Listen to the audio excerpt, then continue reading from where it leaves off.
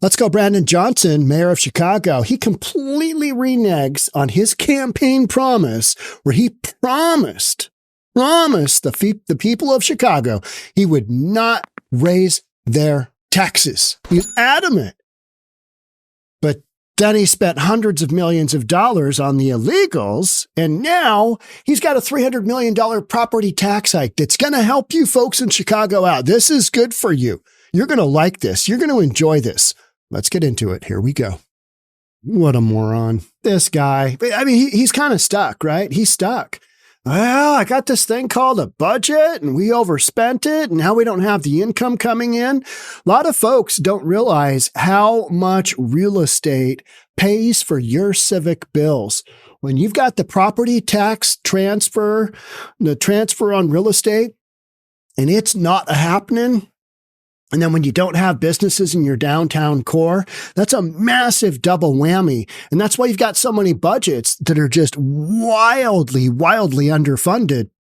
And Let's Go Brandon is being forced to do this. He's going to have a tough time getting this past his boards, right?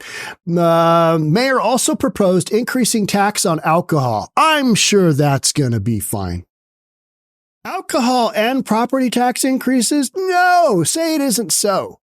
Raising weekend parking rates to the same level as the weekdays. That'll really encourage people to go downtown, won't it? This guy is a genius. He is a genius.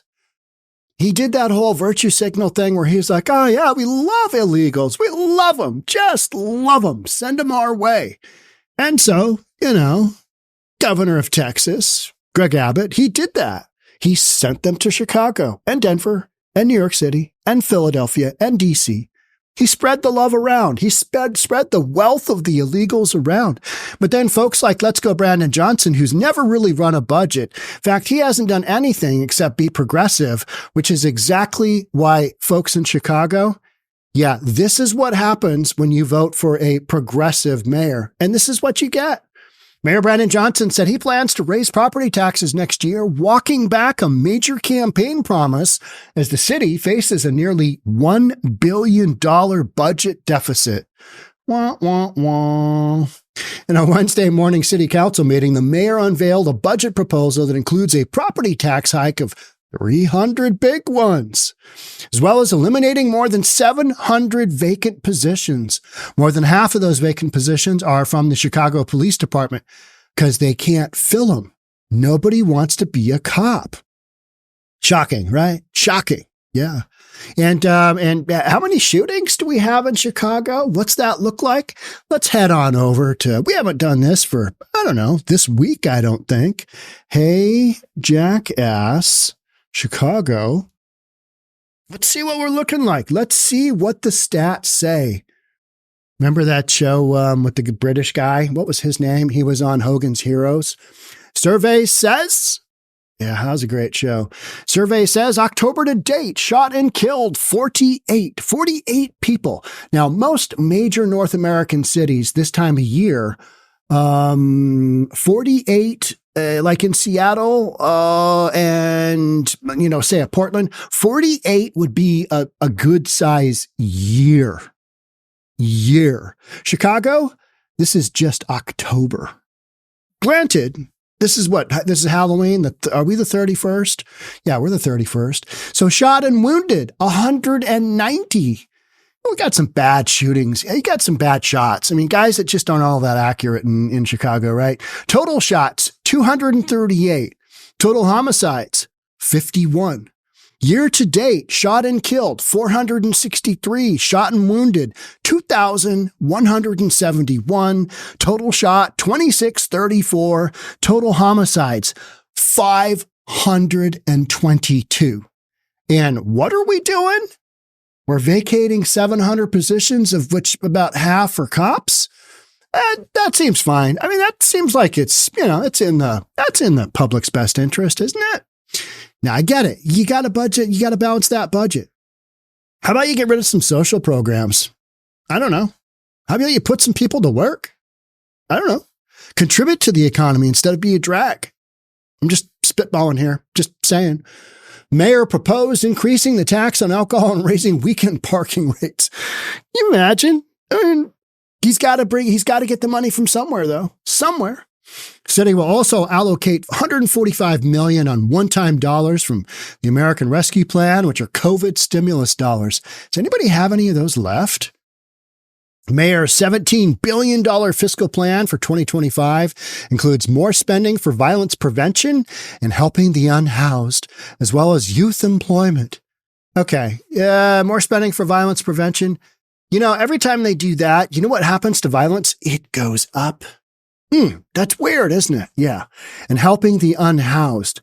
How about you don't help the unhoused and then they figure it out on their own and they become more self-sufficient? What about that plan? Oh, we can't do that. It's one of the strong reasons I would consider moving out of the state of Washington. We are a heavily blue, Democrat-run state. And with all the social programs we have, we're never getting rid of those, right? We're never getting rid of those. We're always layering on more and more and more. So eventually, we're going to have a state income tax to fund all of these ridiculous, absurd programs. It's inevitable. It's going to happen, right? I don't really want to support all that crap with my money. And especially when I go to retirement. No. Don't worry. I'm not going to keep doing this. We're going to podcast until just one day, right? Yeah, it'd be epic. He died doing what he loved. Our budget reflects the commitment to invest in our people and neighborhoods, ensuring that every Chicagoan has the opportunity to thrive. It's just going to cost you. Yeah, you're going to thrive and you're just going to bend over just a little bit and it's going to hurt just a little bit, a scooch, but don't worry. I mean, and of course, that's figurative. We are addressing our challenges head on with strategic investments and prudent financial management. Yeah, but you promised you weren't going to raise taxes. So people in Chicago, listen up. This is what you get with progressive Democrat policy. This is it right here. This is it. Bad decisions lead to further bad decisions. Yeah. Republican governors, Republican mayors have said they looked at their books and they went, yep, we don't have money in the budget. And you know what? Our incoming money, it looks like it's going to go down. Yep, it's going down. We are not going to be a sanctuary city. We're not going to be a sanctuary state. And you know what? They're not spending millions and billions of dollars on the illegals because they have a leader who is a virtue signaling whatever. So if you're okay having your taxpayers' dollars go to anything other than you, then keep voting that direction. I'm sure it'll work out. It'll come back around, right? It'll come back around. No. But the tax hike is already facing significant pushback. Shocker. And the mayor has to convince 26 alderpersons to support it. Early indications are it could be an uphill battle. My last podcast was how New York City just decriminalized jaywalking. It's okay. You can cross anywhere you want now. It's not illegal. That should work out fine too, right? That should work out just fine too.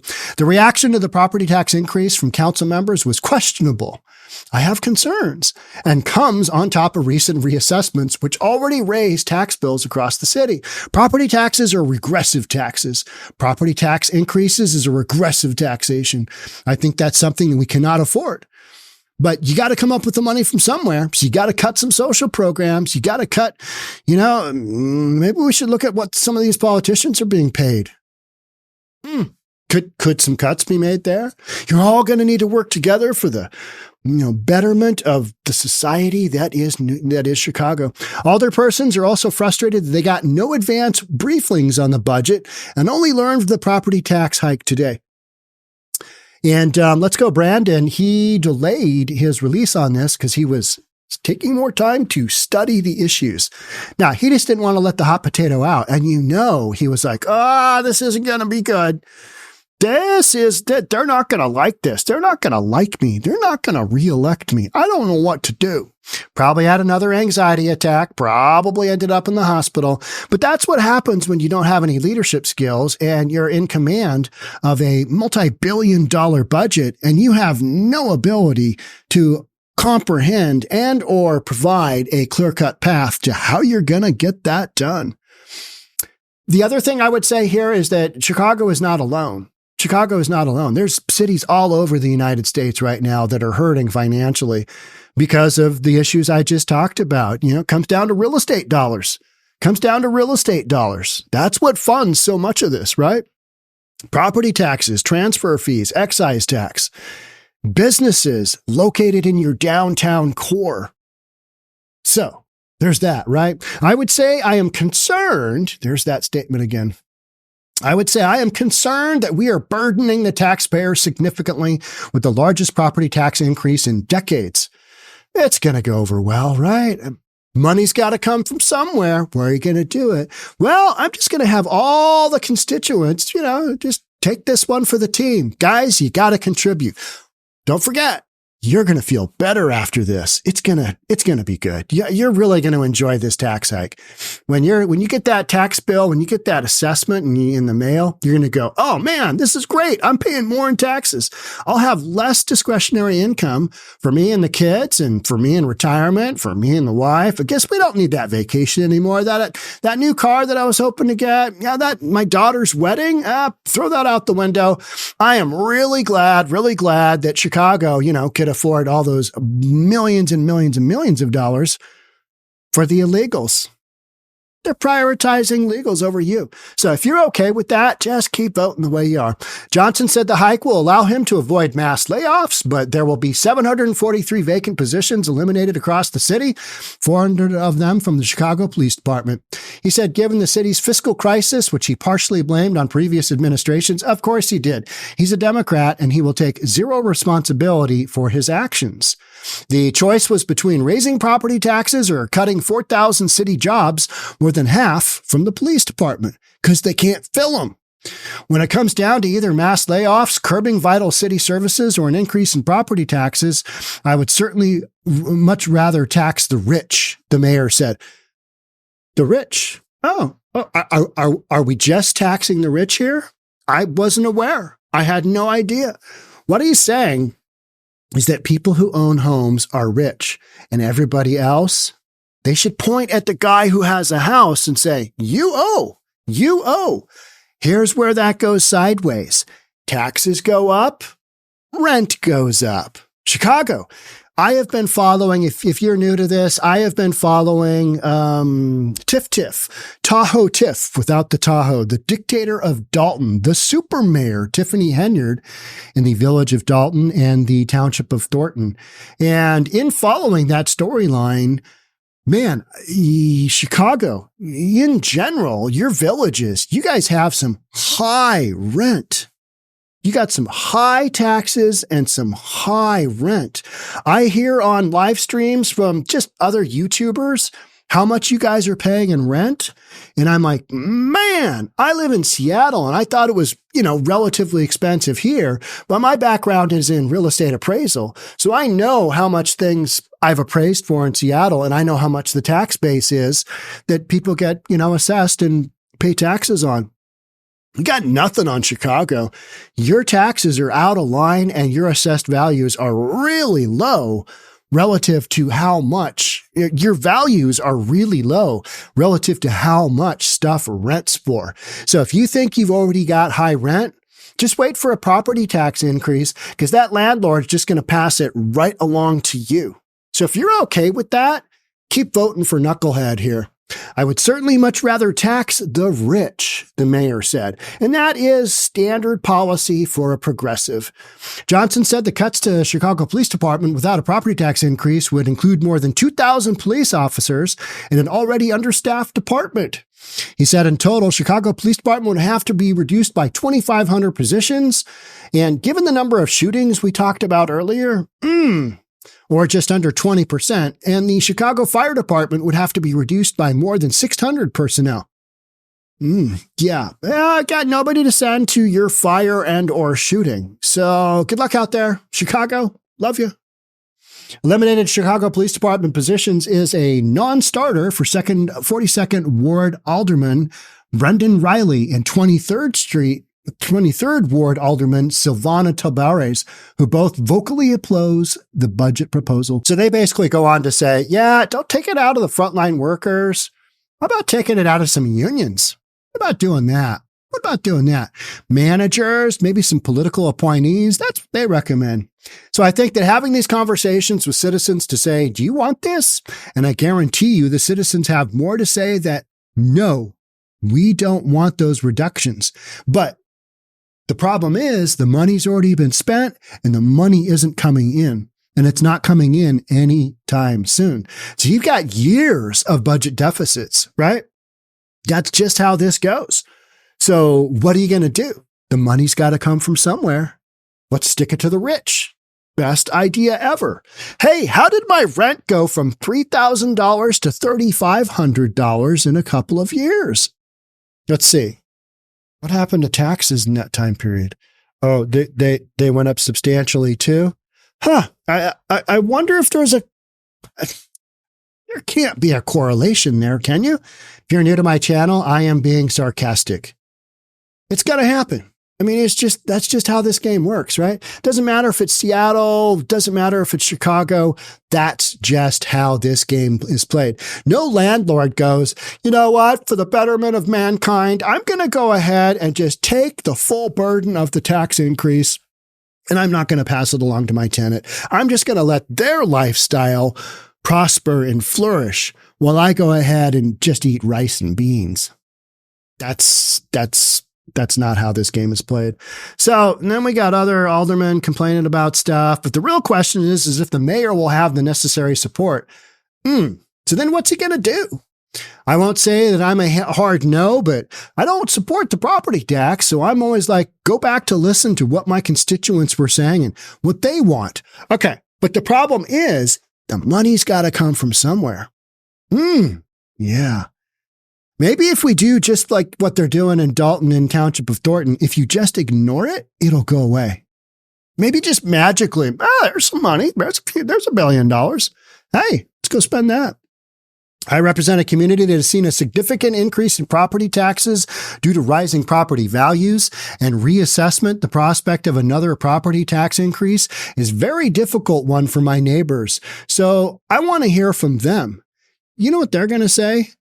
No, we don't want that. No, we're not going to do that. No. So go back. Let's go, Brandon Johnson. Go back to the drawing board, figure out where you can come up with that money, and then, throw that out there and see how that goes. Be interesting, right? This has been a storyline I've been following for a while because you're talking about some pretty big numbers here. And Let's Go Brandon Johnson doesn't have an effing clue of what he's doing. It's like, what are we going to do? Got to tax him. Should be fine. Don't worry. He's doing it, Chicago folks. He's doing it in your best interest. Yeah. So when your rent goes up, homeowners, when your property taxes go up, just think, you know what? This is in my best interest. This is all about me. Let's go, Brandon Johnson. Thank you so much. All right. That's it for me on this one. Thanks so much for being here. We'll catch up with you in the next one. Bye for now.